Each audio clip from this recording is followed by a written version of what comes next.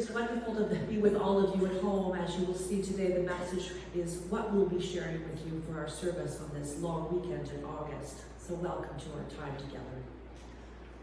In a small village, there was a young woman named Sarah. Sarah had experienced her fair share of struggles and hardships in life, but she never let those difficulties hurt her heart. Instead, she made it her mission to be a source of support and assistance to those around her. One day, a devastating flood swept through the village, leaving many families displaced and in despair. Homes were destroyed, possessions were lost, and all hope seemed lost. Sarah, with her unwavering compassion and determination, immediately took action. She rallied the community, organizing a relief effort to provide food and shelter and basic necessities for the affected families. Sarah tirelessly worked day and night, coordinating volunteers, collecting donations, and offering her comforting presence to those in need.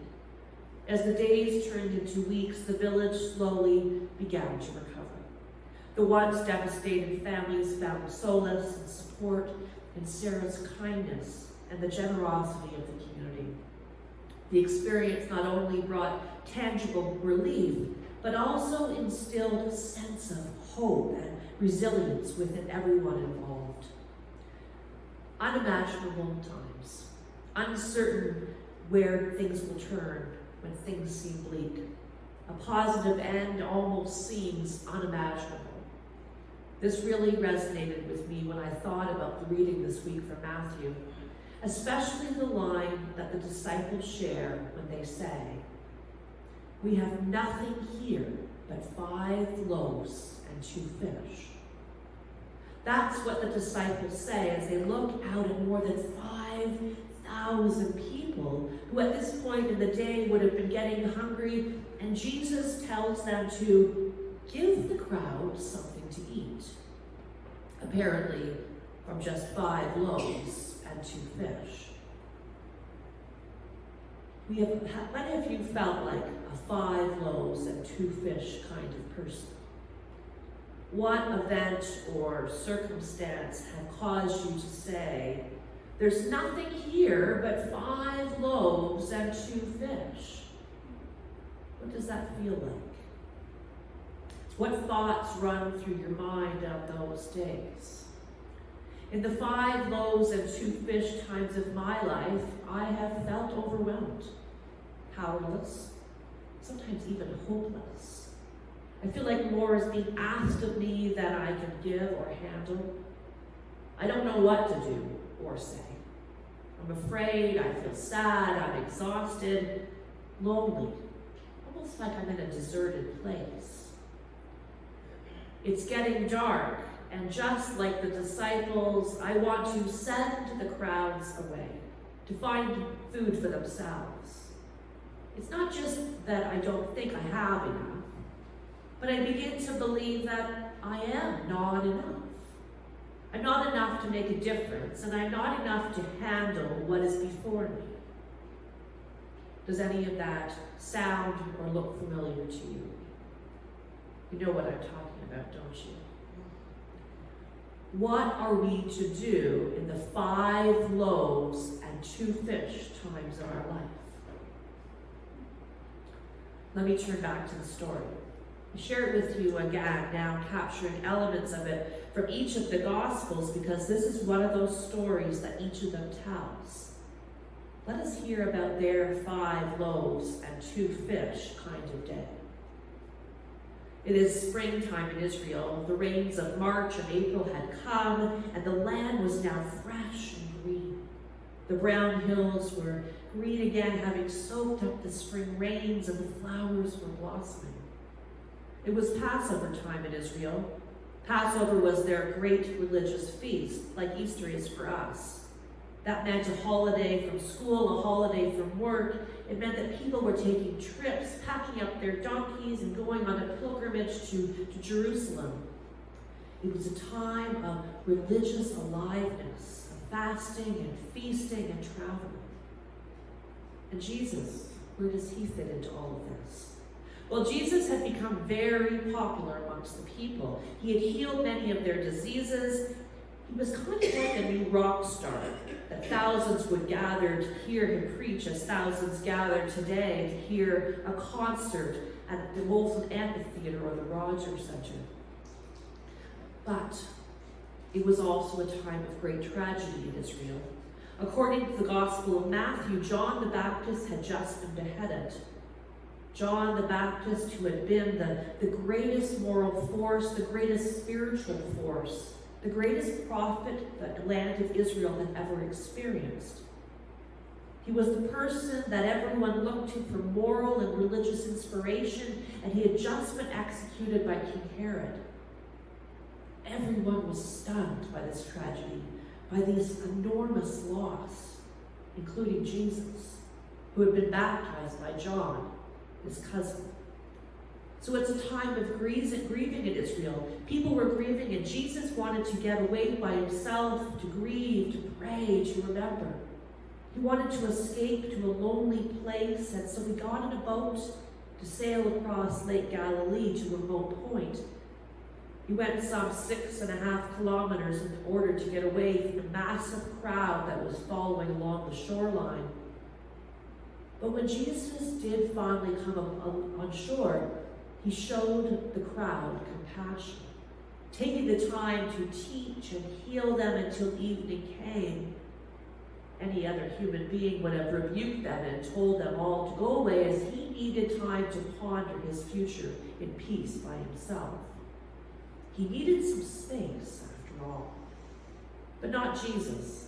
Matthew says he had compassion for them and he cured the sick. That is where the disciples enter the scene, and it all seems to fall apart at that point. It has gotten late. They are far away from any store or restaurant where food can be found. They're concerned, and they suggest that since this place is deserted, maybe it's time that they should send the crowds away and see if they can find some food for themselves. And on the surface, well, this seems like a totally logical suggestion.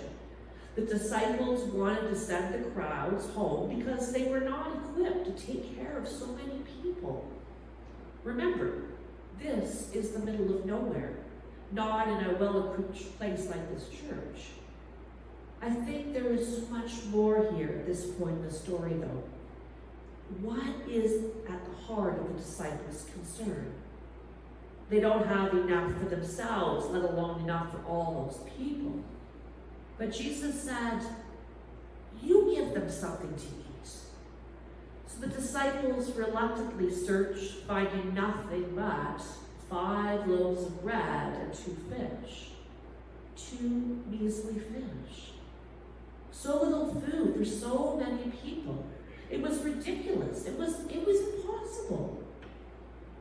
Imagine if you were one of those disciples. Imagine talking to Jesus, looking out at the hillside covered with people, and imagine Jesus then saying to you, they don't have to go away. You give them something to eat.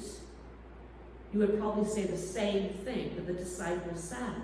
But there are so many of them, and all we have are these 5 loaves and 2 fish. Yet, Jesus took what they had and blessed the bread and fish. Then he asked the disciples to give it out to the crowds, and all ate and were filled. In fact, they had 11 baskets full left at the end. So how did Jesus do it? It was one of the greatest miracles in the New Testament, after all. A literal reading tells us that Jesus just kept breaking loaves and handing them to the disciples, and miraculously, another loaf would appear in his hands. And this would happen over and over and over again, until thousands were broken and shared. But maybe there's another way to think about this miracle. What if the reason that Jesus was able to feed so many started with his first offering of someone's basket of bread and fish? The first one became the example for everyone else. Then another person offered their bread to Jesus to share with the others. Then another family handed over their basket of food. Soon, everyone was handing their food they had brought to a disciple who handed it to Jesus to be blessed. And before you knew it, everyone had plenty to eat. So what is the greatest miracle? Getting God to create loaves of bread out of nothing?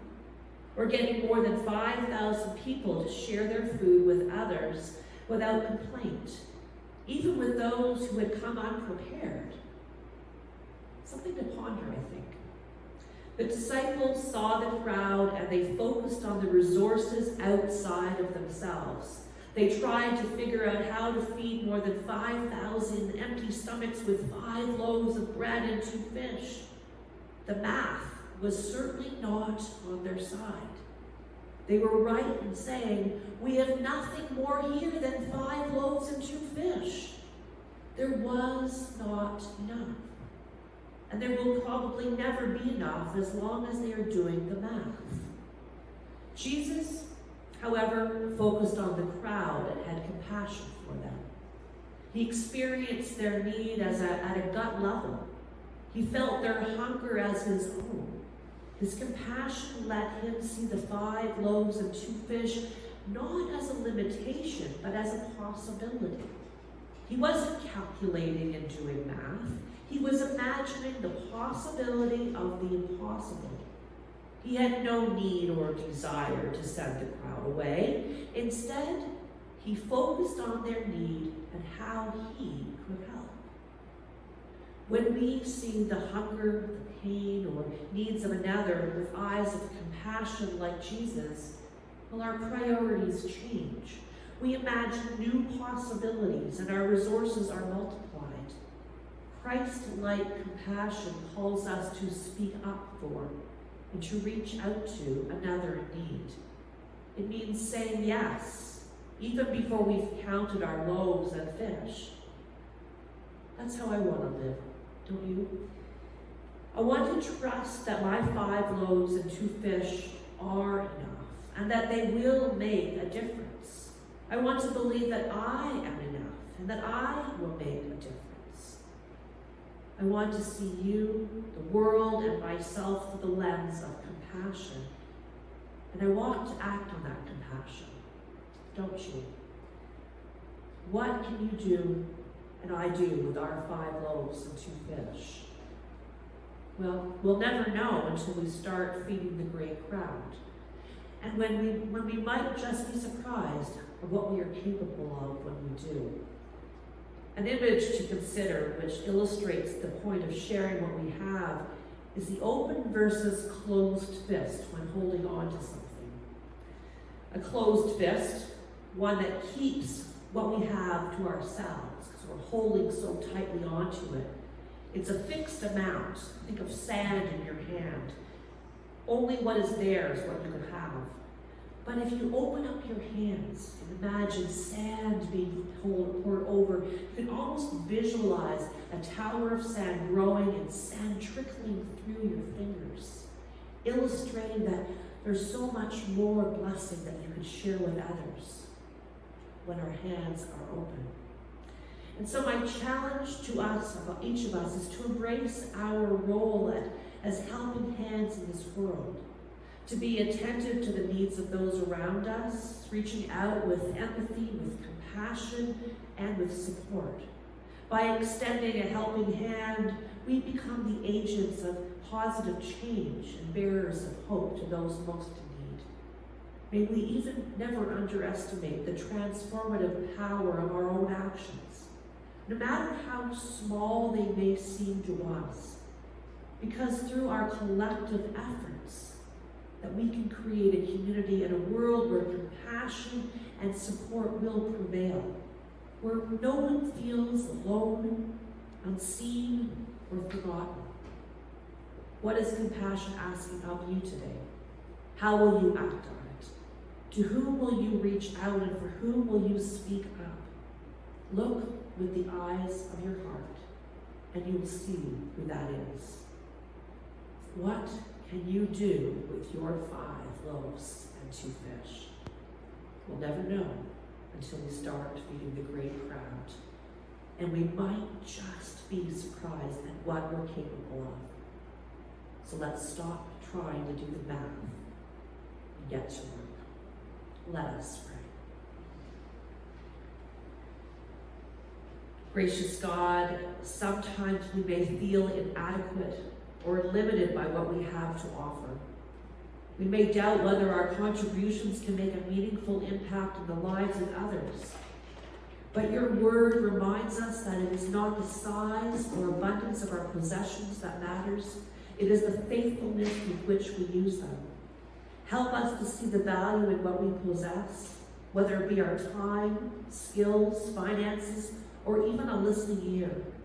May we learn to use these gifts with love and compassion, just as Jesus did, recognizing that even the smallest acts of kindness can multiply and bring comfort, hope, and healing to those around us. In your name we pray. Amen.